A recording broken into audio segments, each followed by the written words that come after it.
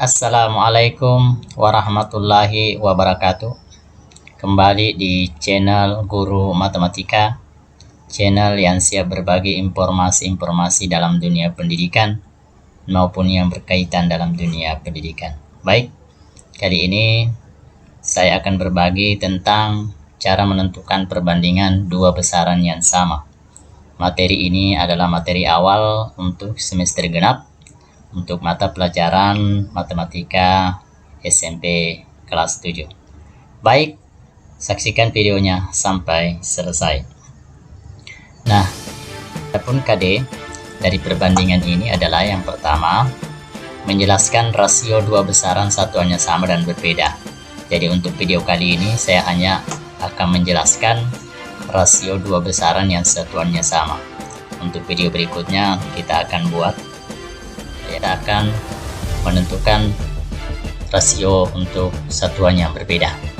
Kemudian yang kedua, menganalisis perbandingan senilai dan berbalik nilai dengan menggunakan tabel data, grafik, dan persamaan. Kemudian untuk psikomotornya, menyelesaikan masalah yang berkaitan dengan rasio dua besaran satuannya sama dan berbeda. Dan yang terakhir adalah menyelesaikan masalah yang berkaitan dengan perbandingan senilai dan berbalik nilai.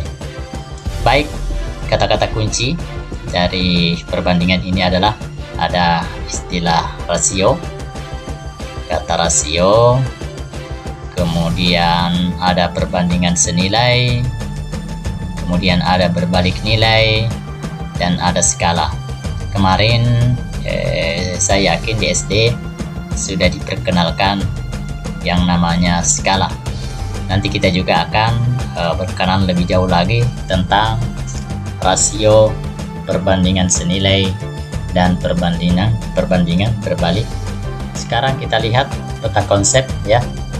Di sini ada peta konsep. Yang pertama adalah ini perbandingan ya. Ini perbandingan nanti kita akan model dengan situasi nyata ya. Dengan situasi nyata, misalnya seperti masalah perubahan besaran tiap satuan ya. Kemudian kecepatan, tarif, konversi satuan, serta resep ya. Kemudian persentase, kemudian perbesaran foto maupun skala. Skala ini mungkin di SD sudah kalian dapatkan. Kemudian ini bisa ditunjukkan dan diselesaikan, bisa kita menggunakan tabel, bisa juga kita menggunakan grafik ya, bisa juga kita menggunakan persamaan. Kita akan berkenalan salah satu toko yang membuat satu barisan yang disebut dengan barisan Fibonacci ya. Perhatikan bahwa barisan bilangan Fibonacci itu diawali dari 0, 1, 1, 2, 3, dan seterusnya. Nah, bilangan Fibonacci memiliki satu sifat yang menarik ya. Jika kalian membagi satu bilangan dalam deret tersebut dengan bilangan sebelumnya, akan kalian dapatkan sebuah bilangan hasil pembagian sangat mendekati satu sama lain. Nyatanya, bilangan ini bernilai tetap seperti bilangan ke-13 dalam deret tersebut. Bilangan ini dikenal sebagai golden ratio atau perbandingan emas. Untuk barisan Fibonacci ini sendiri ya, itu diawali dengan 0 ya. Kemudian 1, kemudian di sini 0 tambah 1 1, kemudian 1 tambah 1 2, 2 tambah 1 3, 2 tambah 3 sama dengan 5, dan seterusnya. Nah, perhatikan bahwa pada saat 233 dibagi dengan 144, maka hasilnya adalah 1,6 sekian ya. Kemudian 377 berbagi 233 itu ini hampir mirip sama ya, 1,6 dan seterusnya. Nah, di sini sangat mendekati pembagian satu sama lain ya. nyatanya bilangan ini bernilai tetap setelah bilangan yang ke-13. 1, 2, 3, 4, 5, 6, 7, 8, 9, 10, 11, 12, 13. Jadi dari sini perbandingannya akan selalu sama. Bilangan ini biasa dikenal dengan golden ratio atau perbandingan emas. Nah, setelah kita mempelajari perbandingan ini, maka tambah kuatlah iman kita tentang keberadaan Tuhan Yang Maha Esa, ya. Nah, perhatikan, semua ciptaan di alam semesta ini mengikuti perbandingan ilahi, ya. Coba panjang antara jari-jari dan siku terhadap panjang antara pergelangan tangan dan siku itu mendekati 1,618. Kemudian panjang antara pusar dan bagian atas kepala terhadap panjang antara garis bahu dan bagian atas kepala itu mendekati 1,618. Kemudian panjang antara pusar dan lutut terhadap panjang antara lutut dengan telapak kaki adalah 1,618. Dan seterusnya, ya. Jadi ini menunjukkan bahwa di dunia ini tidak ada yang diciptakan secara sia-sia. Ya, itu adalah salah satu bukti betapa pentingnya kita mempelajari. Nah, sekarang kita lanjutkan setelah kita menyimak video. Semoga iman kita bertambah. Memang sangat penting untuk mempelajari perbandingan. Nah, untuk mencapai tujuan kita, ya, ada beberapa pengalaman belajar yang mungkin kita akan coba lalui. Yang pertama adalah kita akan bisa membedakan masalah yang berkaitan dengan perbandingan dan yang bukan perbandingan. Nanti juga kita akan menjelaskan tarif kelajuan kurs dari suatu yang berbeda, dari satuan yang berbeda, ya. Kemudian menyelesaikan masalah yang berkaitan dengan perbandingan atau rasio, menentukan perbandingan yang ekuivalen, menjelaskan perbandingan yang senilai atau proporsi, ya. Membuat suatu perbandingan senilai untuk menentukan nilai X dari suatu perbandingan. Kemudian membedakan masalah perbandingan senilai dan berbalik nilai. Dan yang terakhir, kita akan menggunakan tabel dan grafik untuk menyelesaikan perbandingan senilai dan berbalik nilai. Nah, adapun tujuan kita pada pertemuan kali ini adalah siswa sekalian akan dapat memahami konsep perbandingan atau rasio. Kemudian yang kedua, menentukan perbandingan dari dua besaran yang sama. Baik. Nah, adapun prasyarat dari mata pelajaran ini adalah pertama, jadi ini ada prasyarat, ya. Prasyarat pertama itu siswa sekalian sudah mengetahui jenis-jenis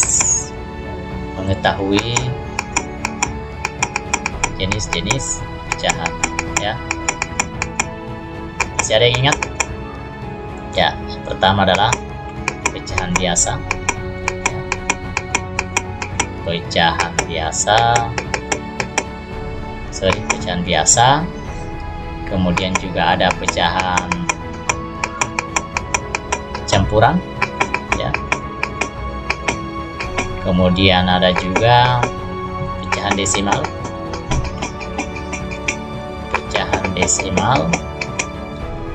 Kemudian ada persen, ya. Persen biasa disimbolkan, tuliskan persen itu adalah tulisnya seperti ini, ya. Kemudian ada per mil. Biasa dituliskan seperti ini. Ya.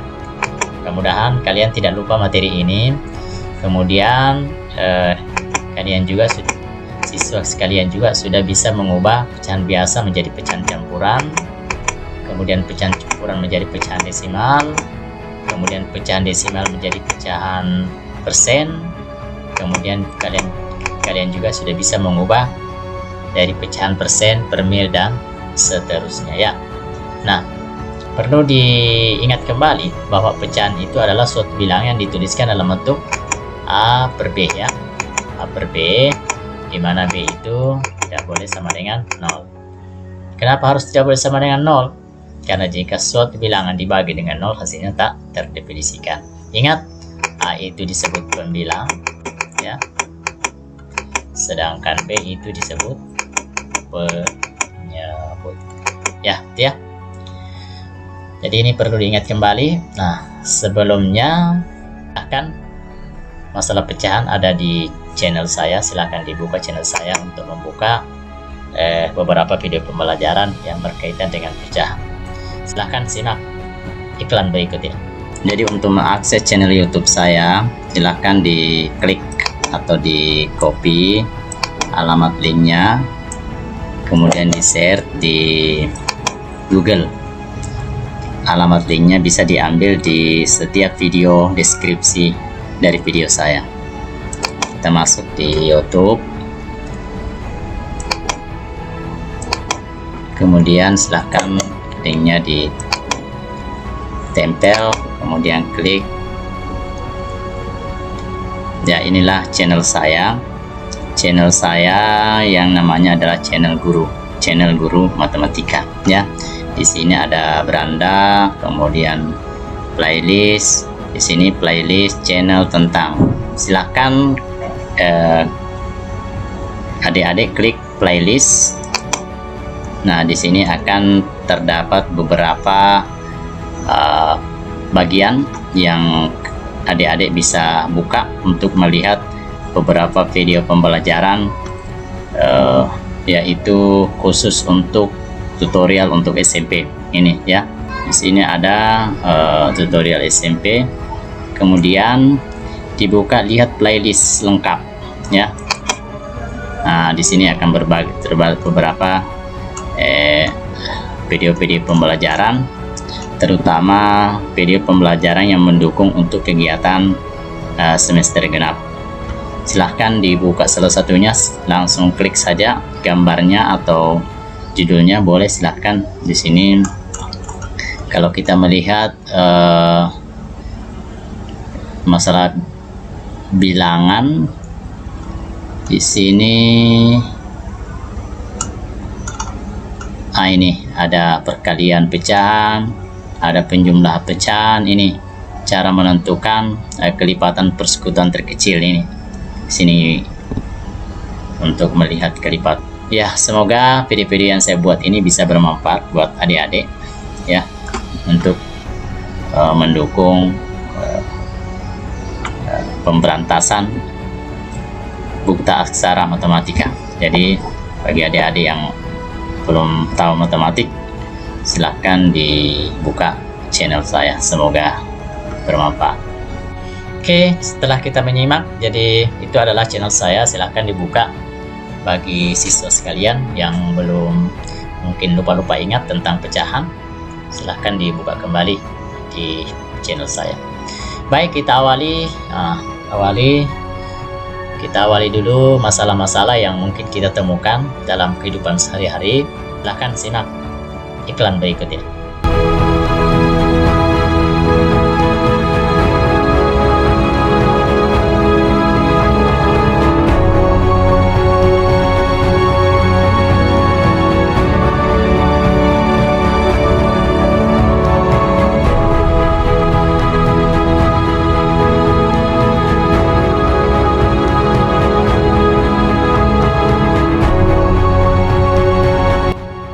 Pertama adalah ini, kita lihat ini kakak yang berlari 8 km per jam, atau kita berlari 1 km dalam 2 jam, yang mana lebih cepat? Nah, itu yang akan kita selesaikan. Jadi 8,5 km dalam 1 jam, ataukah yang lebih cepat 16 km dalam 2 jam. Ini nanti mana yang lebih cepat? Ini permasalahan pertama. Permasalahan berikutnya yang biasa kita temukan adalah, nah, kita berada di supermarket ya. Nah, ada jeruk dijual 2.400 dalam 100 gram. 2.400 dalam 100 gram. Nah, Kemudian kalau kita lihat di toko lain, ternyata ada yang 18.000 dalam 1 kilo. Nah, sekarang yang mana yang paling murah ya? Dari kedua harga ini yang mana yang paling murah? Apakah Anda membeli di supermarket atau di toko yang lain? Nah, itu permasalahan yang kedua ya. Kemudian ada juga permasalahan yang lain. Ali bersepeda sejauh 8 km dengan waktu yang ditempuh 20 menit. Nah, sedangkan Adi bersepeda sejauh 24 km dalam waktu 4 menit. Nah, siapakah yang lebih cepat? Nah, itu nanti masalah berikutnya ya. Nah, beberapa pertanyaan di atas itu sangat membutuhkan konsep perbandingan. Adalah sangat membutuhkan konsep perbandingan. Dalam situasi lainnya dibutuhkan penalaran proporsional untuk menyelesaikan masalah perbandingan. Nah, pada bagian ini kita akan mempelajari berbagai cara untuk membandingkan bilangan. Selain itu, kita juga akan mempelajari bagaimana memilih dan menggunakan strategi terbaik untuk menyelesaikan masalah dan membuat keputusan yang berkaitan dengan proses perbandingan dan proporsi. Oke, kita mulai. Simak baik-baik. Nah, yang pertama, perhatikan di dalam foto ini. Kita hitung ada berapa laki-laki. Laki-laki kita hitungnya 1, 2, 3, 4, 5, 6, 7, 8, 9. Ada 9 laki-laki. Perempuan 1, 2, 3, 4, 5, 6, 7. Ada 7. Nah, ternyata bisa kita katakan bahwa 7 jadi jumlahnya berapa? Jumlah totalnya. Jumlah totalnya adalah laki-laki 9, perempuan 7. Jadi totalnya itu adalah 9 ditambah 7 sama dengan 16. Ini bisa kita katakan bahwa 7 dari 16 orang, 7 dari 16 orang ya. Perhatikan, 7 dari 16 orang itu adalah perempuan. Boleh juga kita mengatakan 9 dari 16 orang yang ada dalam foto adalah laki-laki. Itu yang pertama ya. Kemudian bisa kita katakan perbandingan banyak laki-laki dan perempuan di atas foto adalah 9 berbanding 7. 9 berbanding 7 ya. Jadi itu kalau dinyatakan dalam bentuk perbandingan. Jadi perbandingan banyak laki-laki dan perempuan di foto adalah 9 berbanding 7. Kemudian yang ketiga, banyaknya laki-laki di dalam foto adalah 2 lebih banyak daripada perempuan. Kenapa? Karena 9 dikurangi 7 sama dengan 2. Jadi laki-laki 2 lebih banyak dari perempuan. Ya. Kemudian kita lanjut ke contoh 5.1. Siswa di SMP Sukamaju diminta untuk memilih membaca berita melalui media online atau media cetak. Ini jumlah keseluruhan siswa adalah 150 siswa. Sedangkan 100 siswa memilih media online. Sedangkan 50 siswa memilih media cetak. Nah, bagaimana kira-kira cara membaca? Membandingkan pilihan siswa membaca melalui online atau media cetak. Berikut perhatikan jawabannya ya. Nah, ini 1/3. Perhatikan. Dari siswa SMP Sukamaju yang mengikut survei memilih media cetak untuk membaca berita. 1/3 dari siswa SMP Sukamaju yang mengikuti survei memilih media cetak untuk membaca berita. Nah, dari 1/3 itu kan diperoleh dari ya. Nah, ini diperhatikan. Yang media cetak kan, media cetak itu kita singkat media cetak itu kan 50. Sedangkan jumlah totalnya adalah 150. Jadi bisa kita mengatakan bahwa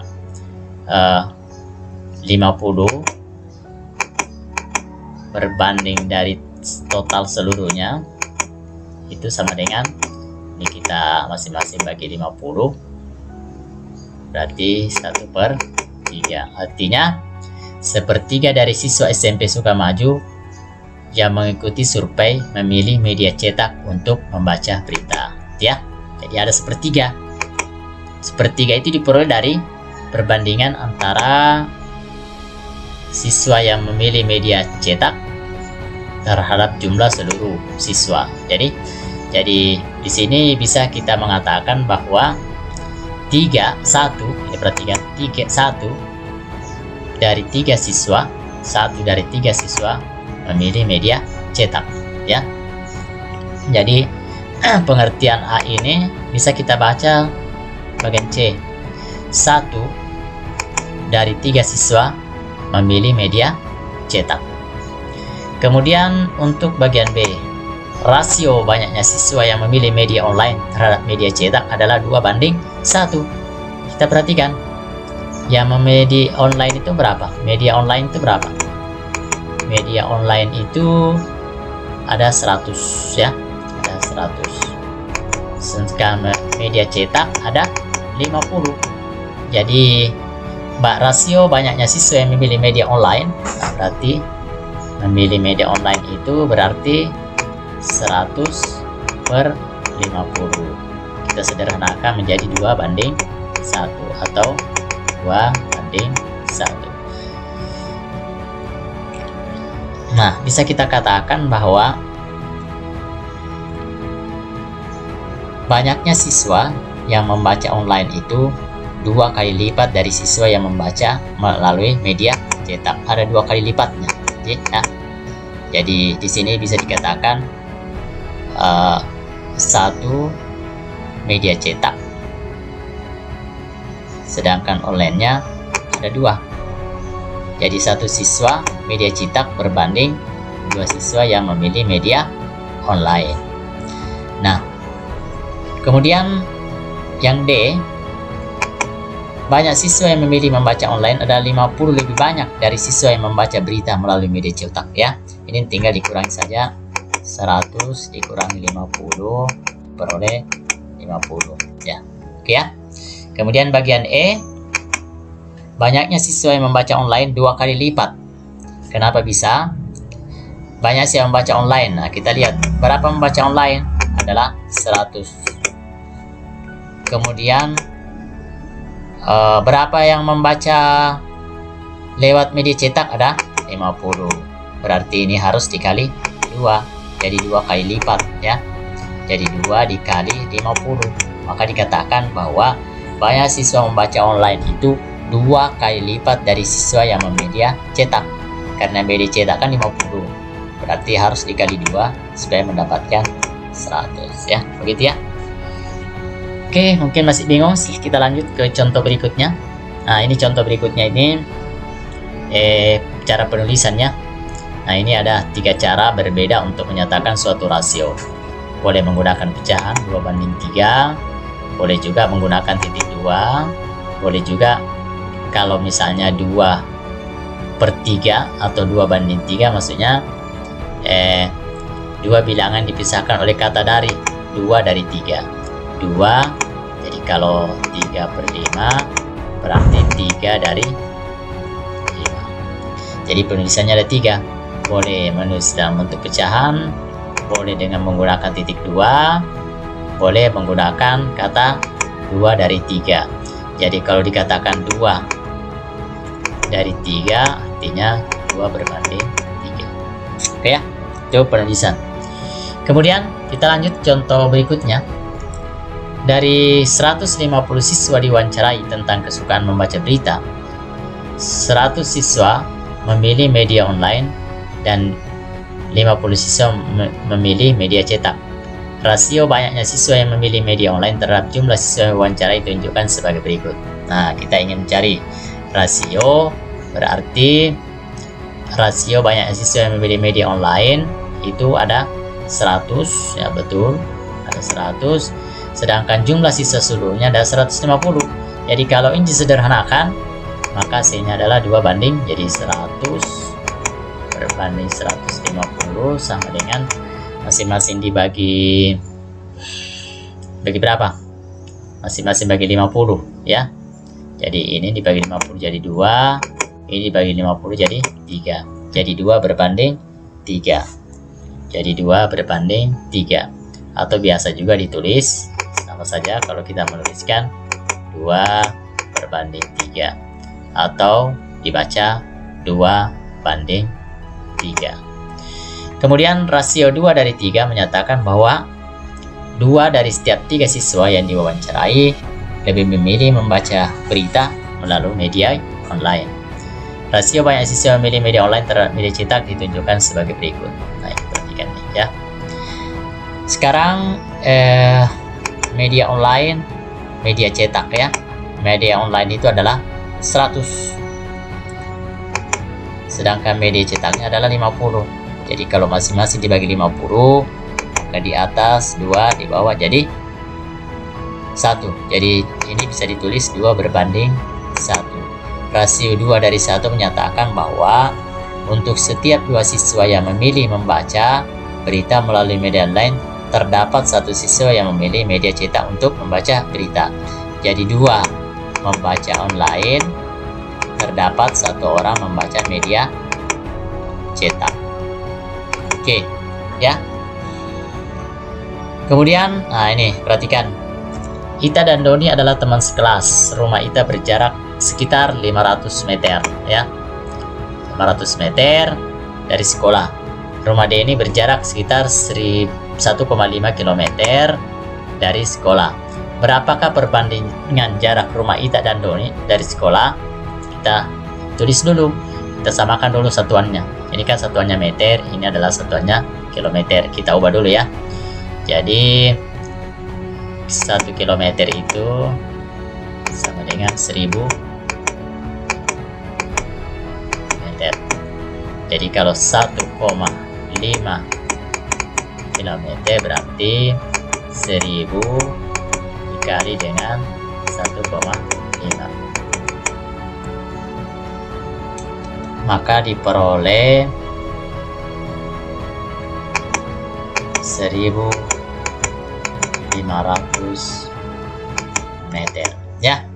Jadi perbandingan jarak rumah Ita 500 meter, perhatikan 500 meter berbanding dengan rumah Doni 1500. Ini disederhanakan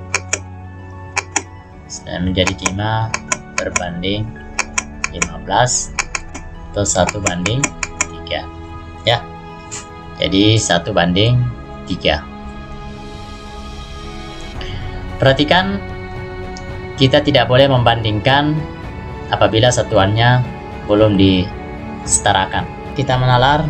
Nah, pertanyaan pertama adalah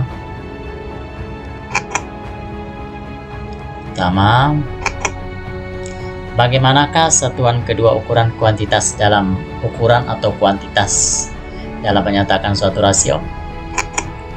Ya, sesuai dengan penjelasan di atas, harus sama ya, harus sama. Jadi kalau misalnya kita membandingkan meter 10 meter, maka perbandingnya juga harus dalam satuan meter. Jadi harus sama ya. Kemudian bagaimana pengaruh urutan bilangan-bilangan dalam rasio memiliki arti yang berbeda jika diperuratkan? Jelas ya, tidak bisa ditukar balik karena akan berbeda maknanya. Galo mendengar dari gurunya bahwa perbandingan laki-laki terhadap perempuan dalam kelasnya tahun ajaran baru adalah 5:4. Dia bilang, apakah perbandingan 5:4 ini berarti bahwa hanya ada 5 orang laki-laki di kelas saya? Ini bagaimana tanggapan siswa? Jadi ini bisa saja terjadi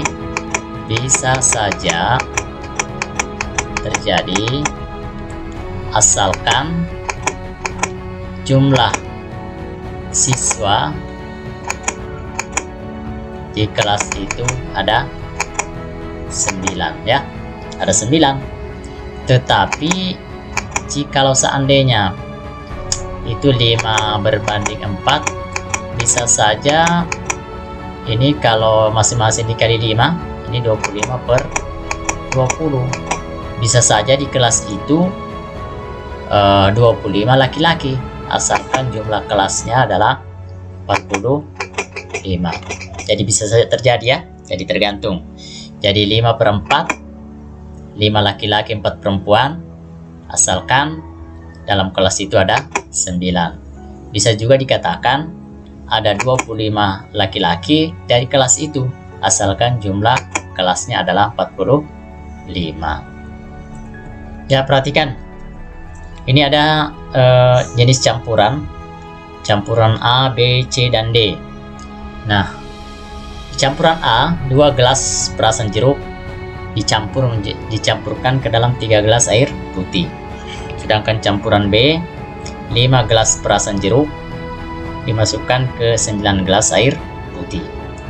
Kemudian campuran C, 1 gelas perasan jeruk dicampur ke dalam 2 gelas air putih. Kemudian 3 gelas perasan jeruk dicampur ke dalam 5 gelas air putih. Nah, pertanyaannya adalah campuran yang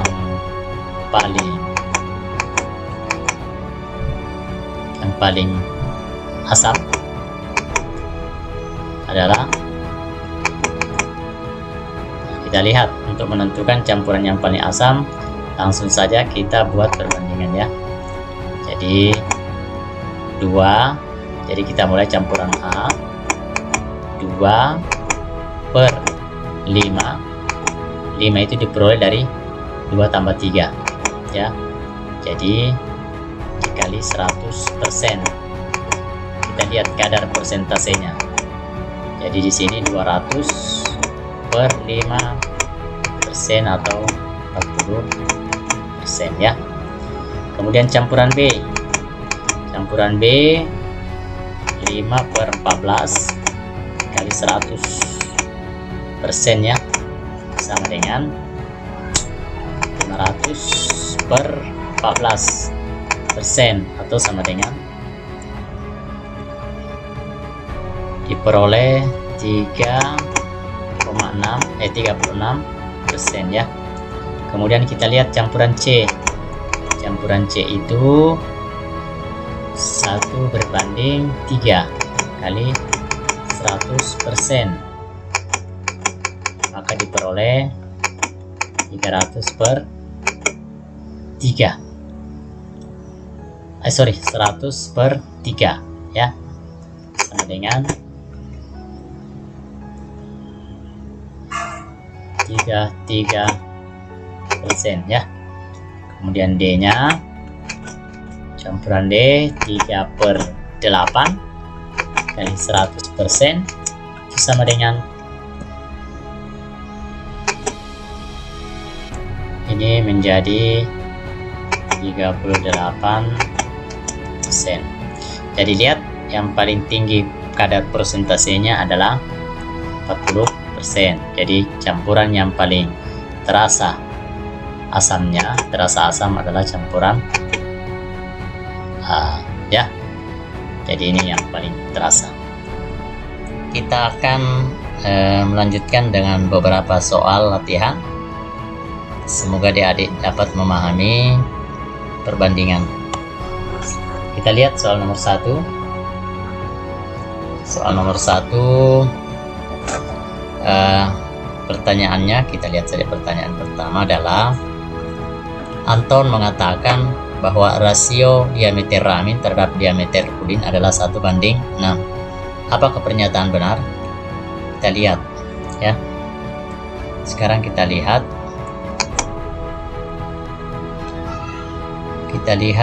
diameter ramin itu sama dengan 20, sedangkan diameter udin itu sama dengan 120. Jadi perbandingan diameter ramin terhadap diameter udin itu sama dengan 20 berbanding 120. Ini kalau disederhanakan bisa kita tulis juga dalam bentuk begini ya.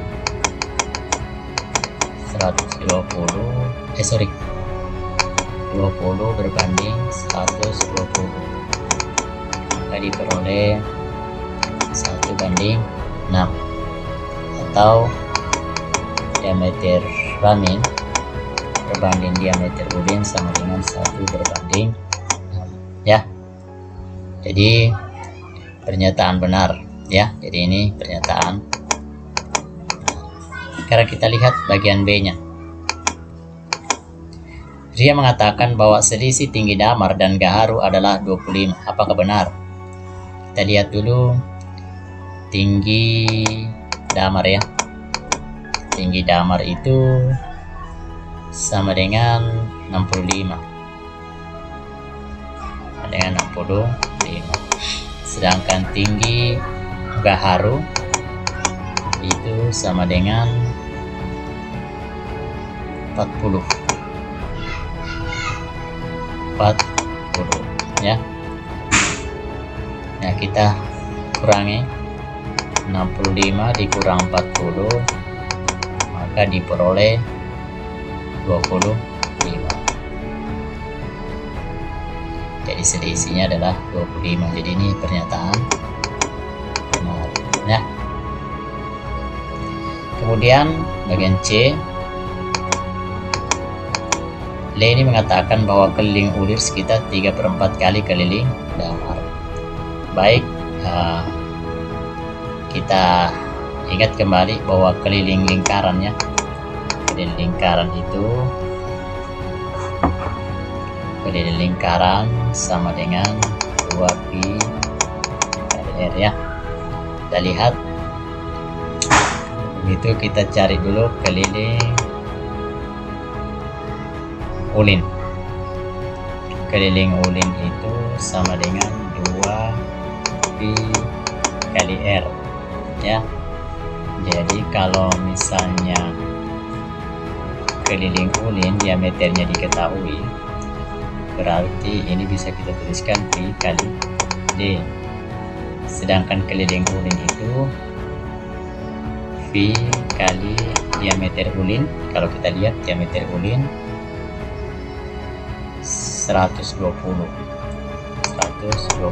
Dengan demikian keliling ulin itu adalah 120 pi. Sekarang keliling damar sama dengan pi kali D. Diameternya damar itu, diameternya damar 150, maka diperoleh keliling damar 150 pi. Selanjutnya ya, jadi keliling ulin berbanding keliling damar itu sama dengan keliling ulin 120 pi, sedangkan keliling damar 150 pi. Kita coret saja, coret berarti sama dengan 12/15, masing-masing bagi 3 berarti 4/5. Jadi keliling ulin sama dengan 4/5 keliling damar. Jadi ini pernyataan salah, seharusnya 4/5 keliling damar ya. Demikian satu soal, semoga bisa dipahami. Jika ada soal yang tidak dipahami atau bagian-bagian yang tidak dipahami, silahkan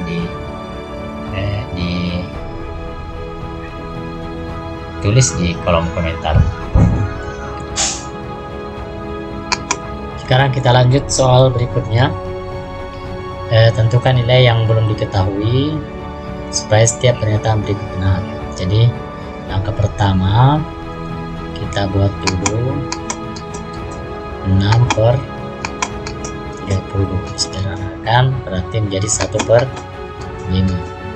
Kalau di sini berarti bisa di ini 20 bagi 5 4 ya. 20 bagi 5 bagi 4 berarti di sini dikalikan dengan 4 ya, karena caranya adalah 20 dibagi 5 sama dengan 4, kemudian 4 dikalikan dengan 1, maka di hasilnya adalah 4. Kemudian 25, 5 berarti di sini 5 per 25 ya. Sekarang soal ini 24, sederhanakan dulu. 24 ke 32 masing-masing bagi 8, masing-masing bagi 2 berarti 12 per 16. Kalau masih bisa disederhanakan, sederhanakan lagi. Masing-masing bagi 4 berarti 3 per 4 ya. Nah, 3 per 4. Sekarang ini 8 bagi 4 2, kemudian 2 dikalikan dengan 3, hasilnya adalah 6 ya. Kemudian ini 32 dibagi dengan 4, hasilnya adalah 8. 8 dikalikan dengan 3, hasilnya adalah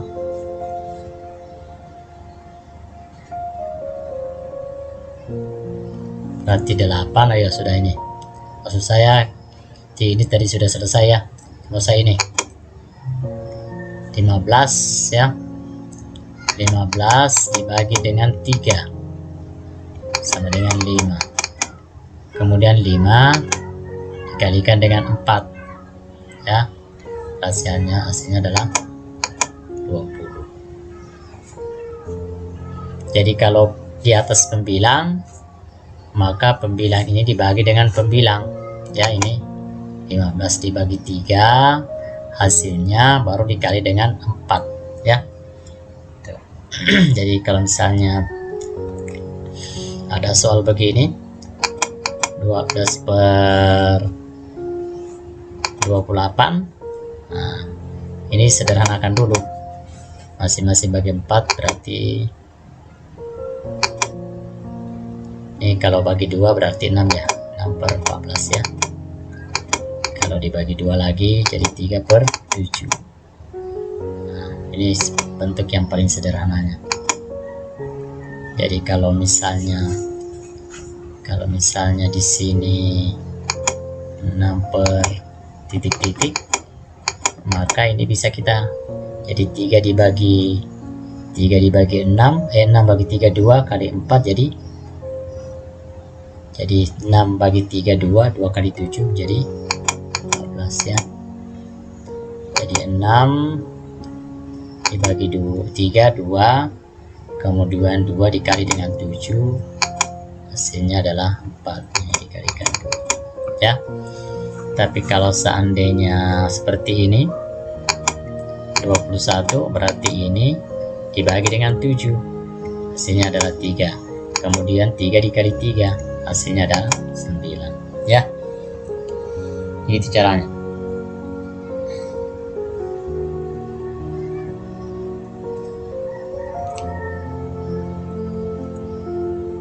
Ya, perhatikan soal berikutnya. Tentukan nilai A, B, dan C yang memenuhi jika A tambah B sama dengan 80, A berbanding B sama 3 banding 5, dan C sama dengan 3 per 5 sama dengan B. Jadi caranya ya. Jadi kita mulai bagian A.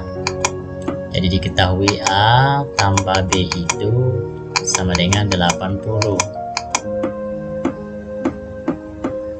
ya. Sedangkan diketahui lagi A banding B sama dengan 3 berbanding 5. Untuk memudahkan perhitungan, ini bisa kita ubah menjadi A berbanding B sama dengan 3 berbanding 5, atau ekuivalen dengan A sama dengan 3 per 5 B ya. Nah, dengan demikian A nya kita ganti dengan 3 per 5 B.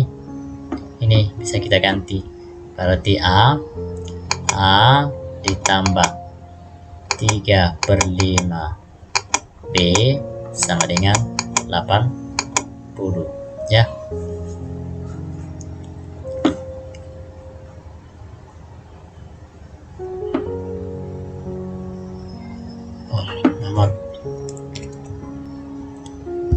Caranya setelah itu, kemudian kita tuliskan jadi A-nya.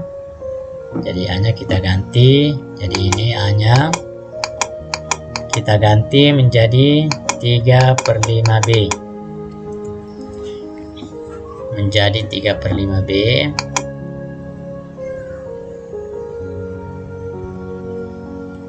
Ditambah dengan B sama dengan 80.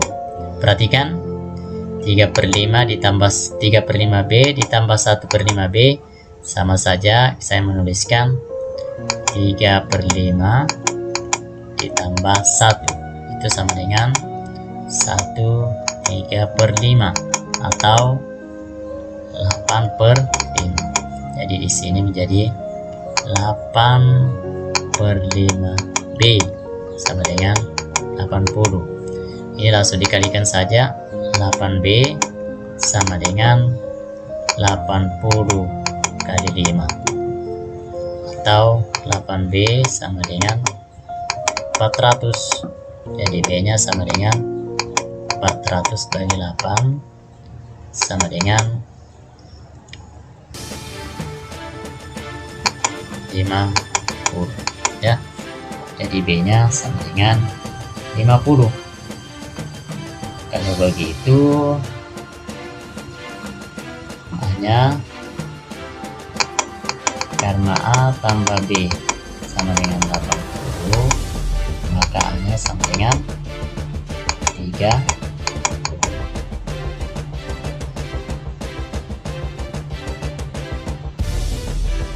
A sama dengan 30, B nya sama dengan 50 ya. Nah sekarang ketahui lagi untuk mencari nilai C nya. Mencari nilai C tadi sudah diketahui, jadi nilai C nya sekarang kita mencari nilai C. C sama dengan 3/5B. B nya 50 ya. Kita coret, ini 10, berarti C nya sama dengan 30 ya. Oke.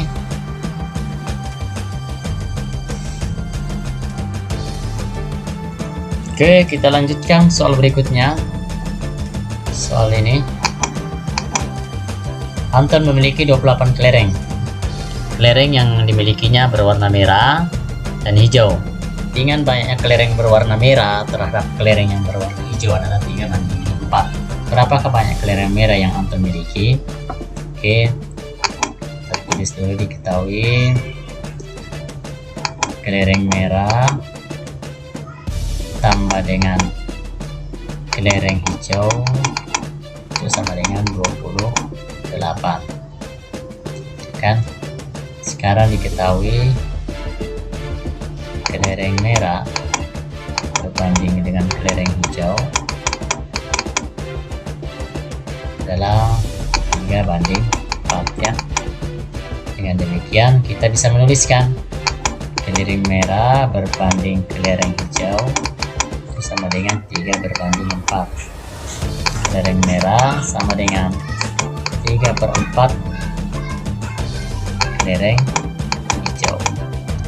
Dengan demikian ini bisa kita gantikan, kita substitusi kelereng merah sama dengan 3/4 kelereng hijau ditambah kelereng hijau sama dengan 28.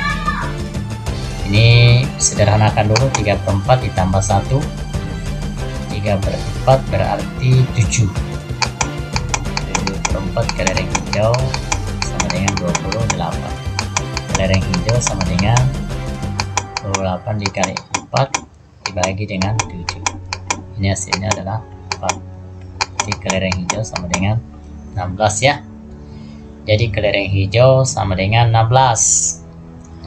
Nah, kalau begitu kelereng merah itu sama dengan 3/4 kelereng hijau. 3/4 dikali 16 ini 4, hasilnya adalah 12 ya. Selanjutnya, selisih usia ibu dan Susi adalah 20.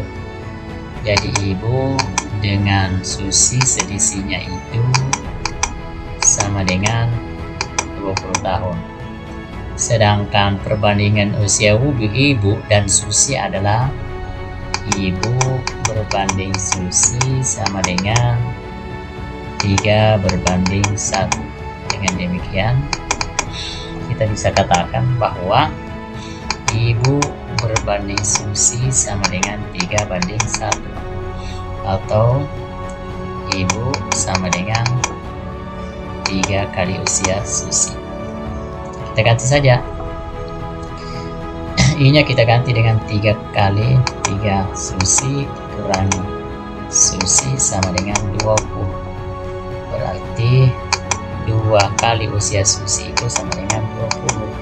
Dengan demikian usia Susi itu sama dengan 20/2 sama dengan 10 tahun. Berarti usia Susi adalah 10 tahun ya. 10 tahun.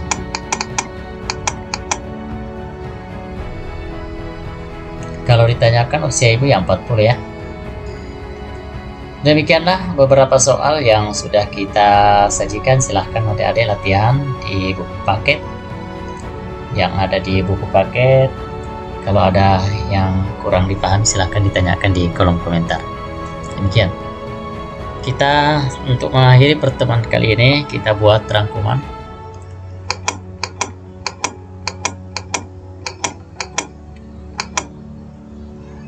Rangkuman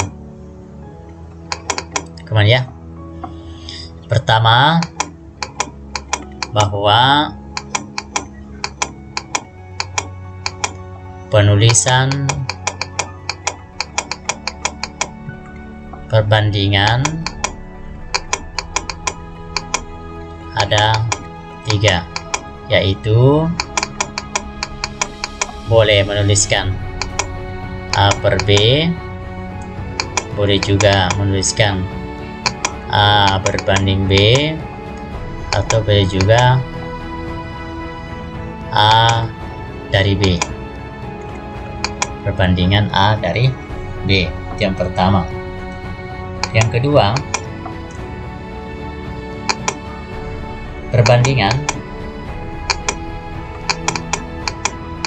dapat dilakukan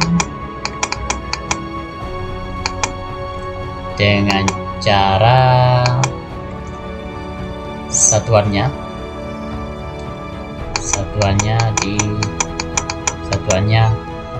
disamakan. Perbandingan dapat dilakukan dengan cara satuannya disamakan atau disetarakan.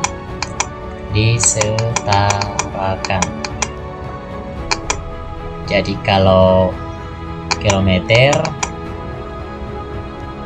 itu harus